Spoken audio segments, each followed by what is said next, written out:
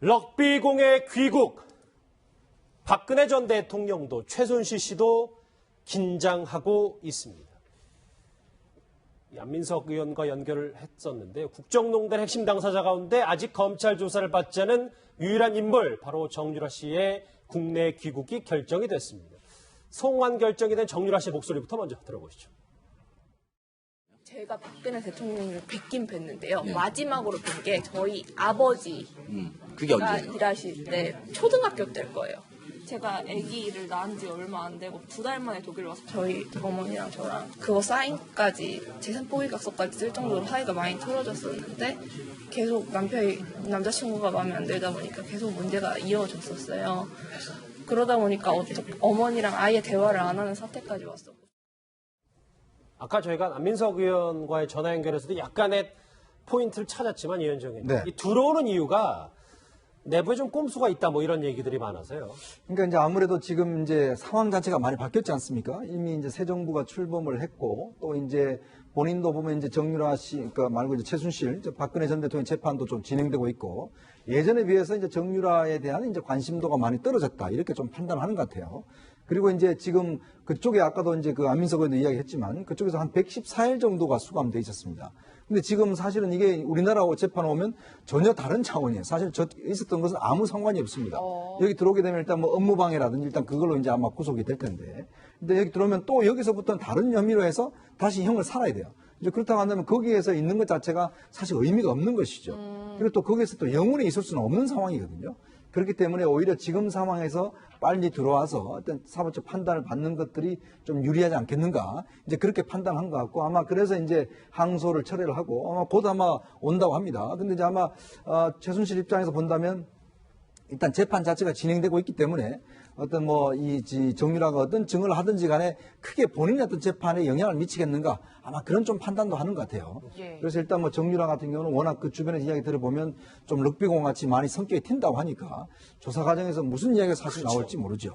뇌관입니다. 뇌관 무슨 얘기를 할지 몰라서. 최순실 씨와 정유라 씨의 모녀 관계는 도대체 어떻는지 오랜만에 이분 목소리 한번 들어보네. 데이비드 유는 이렇게 증언한 적이 있습니다.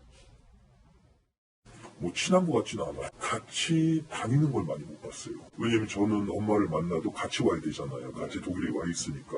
주로 혼자 다니시고 오히려 직원들이랑 같이 다니시고 같이 뭐 하는 걸 많이 못 봤어요. 원래 딸이 엄마랑 친할 수도 있는데 대화를 많이 안 해요. 뭐 잔소리식으로 얘기 많이 하시죠.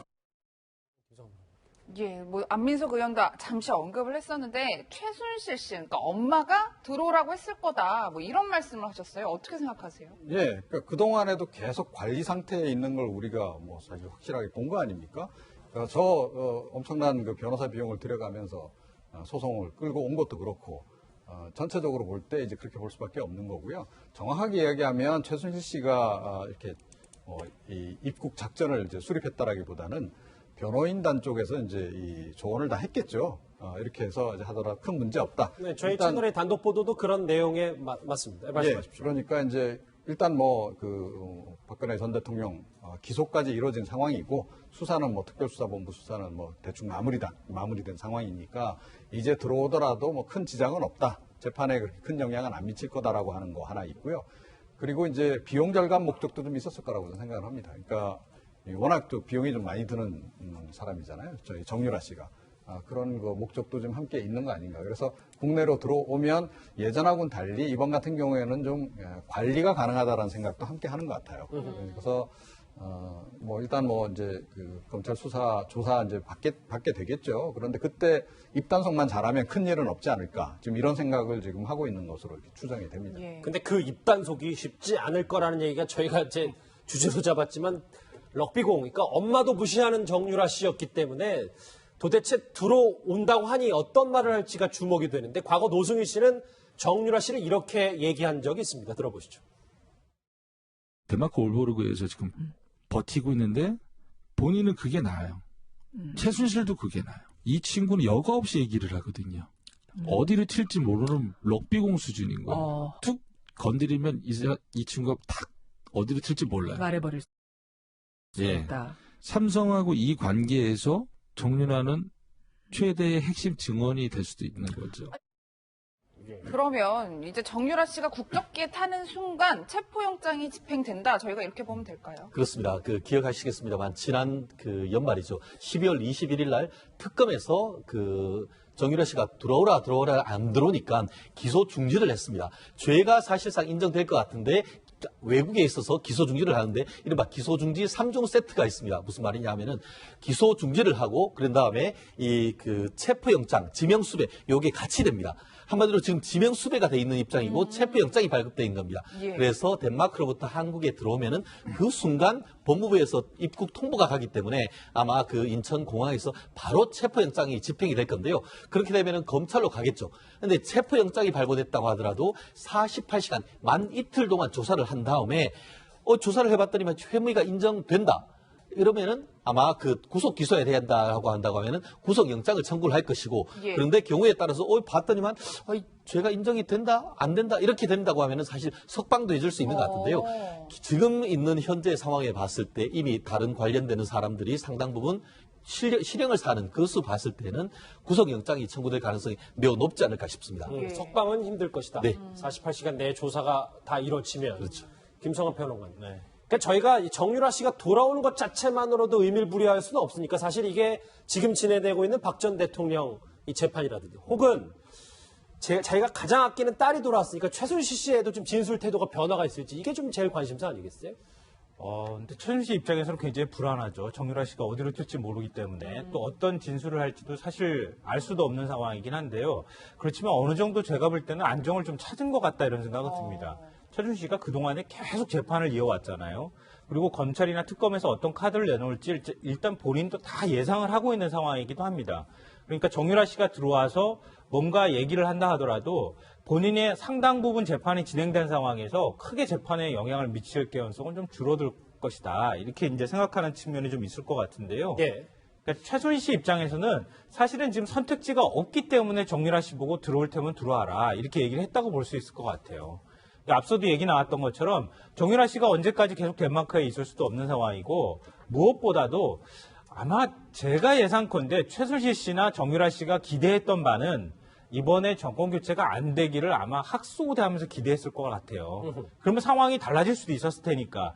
근데 이미 문재인 정부가 들어서고 난 다음에는 이제는 어떻게 할 방법이 없다. 이 상황에서 그냥 해외에서 계속 감옥에 갇힌 채로 구금된 채로 그냥 계속 시간만 보내는 것은 우리한테도 오히려 불리하다.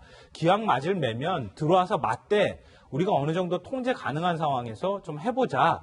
라고 하는 취지가 여기 담겨 있는 뜻인 거라고 생각이 됩니다. 예, 최 변호사님 이제 만약 체포영장이 발부가 돼서 집행이 되면 정유라 씨가 어느 구치소에 머물게 될지 수감될지도 굉장히 궁금한데 서울구치소에는 박 전 대통령이 있고 남부에는 엄마가 있단 말이에요. 또 홍거실에 있을지 아니면 독방에 있을지도 굉장히 궁금한데요. 그렇습니다. 기본적으로 제가 봤을 때는 지금 의왕에 있는 서울구치소에 갈 가능성이 상당히 크지 않을까 싶습니다. 아시다시피 이 사건을 수사하는 주체가 서울중앙지방검찰청입니다. 그렇기 때문에 서울지방검찰청은 기본적으로 서울구치소입니다. 그렇기 때문에 거기다가 엄마가 지금 남부구치소에 있는 관계로 공범일 수가 있기 때문에 결국 박근혜 전 대통령은 본인은 초등학교 때 만났다라고 해서 개인적인 관련이 없다라고 선을 끊는다고 한다고 하면은 서울구치소가 될 가능성이 상당히 크고 물론 혼거냐 독거냐 이 부분에 대해서는 논란의 여지가 있겠습니다만 만약 제가 봤을 땐 독거실로 갈 가능성이 높은 것이 워낙 지금 보면은 언론에 회자됐던 사람이기 때문에 혼거실로 가면은 그 속에서 어떤 일이 있을 가능성도 없지 않기 때문에 결국 단기적으로 봤을 때는 독거실에서 독방에서 있을 가능성이 더 높지 않을까 싶습니다. 한 달 꽉 채워서 오진 않겠죠. 조만간 온다고 봐야 되겠죠. 그렇습니다. 지금 포기를 했기 때문에 포기하는 순간 벌써 송환에 있는 결정은 확정되는 겁니다. 결국 그렇다고 하면은 집행하는 것만 남았다 이렇게 볼 것 같습니다. 아까 최순실 씨가 안민석 의원에게 특검이 내 딸의 영혼까지 다 뺏어갔다 이런 얘기를 했는데 엄마인 최순실 씨도 과거에 이런 얘기를 한 적이 있습니다. 목소리 들어보시죠. 특검 조사는 상상할 수도 없을 정도의 강압 수사와 지금 폭언과 지금 완전히 이거 뭐 인신공격도 아니고 거기서 정말 자살을 해버리려고 그랬는데 옆에서 자살할 수도 있는 분위기도 아니고 제가 살고 싶어서 사는 게 아닐 정도로 정말 너무 괴로웠습니다. 얘가 상처를 받고 그냥 그 언론의 그런 압박 때문에 애가 완전히 잘못 나가가지고 걔 인생이 정말 지금 저렇게 될 정도로 저렇게 됐는데 그건 정말 억울한 부분입니다. 이제 저 외동딸이 이제 들어올 거예요. 저렇게 얘기했던 외동딸이 이현정 의원님. 네. 근데 특검의 의혹적이 이제 괴물이 돼가고 있다라는 표현까지 이제 최순실씨가 썼단 말이죠. 뭐 지난번 이제 특검 출석할 때 뭐 민주주의 특검이 아닙니다라고 뭐 그렇게 고래고래 고함을 쳤지 않습니까? 뭐 그 연장선상인 것 같습니다. 자신에 대한 혐의 자체가 보면 모든 게 다 더 씌워져 있다. 그리고 또 특검이 보면 강압수사를 했다. 뭐 이렇게 주장하고 있는데 정말 납득하기는 좀 힘든 것 같아요. 왜냐하면 지금 탄핵되는 그런 어떤 엄중한 상황이 아니겠습니까? 그렇죠. 그런 상황들을 본인은 아마 벗어나고 싶겠죠. 그렇지만 지금 어제 이제 그저께 박 전 대통령도 직접 뭐 보긴 했습니다만은 아마 본인이 벌려는 일 자체가 보면 너무나 큰 일이기 때문에 그러니까 본인으로서는 지금 계속 항변하고 있지만 나머지 증인들이 제시하는 증거나 증언들을 보면 결국은 정말 국정농단의 어느 말 어마어마한 일들을 저질러 놓은 것이거든요. 그렇기 때문에 이 최순실 씨의 주장 자체는 본인의 뭐 끝까지 자기 항변, 자기 변명에 지나지 않는가 그렇게 생각이 듭니다. 지금 박근혜 전 대통령의 두 번째 재판과 정유라 씨의 급거 송환 소식까지 국정농단 관련 소식을 1, 2번 주제로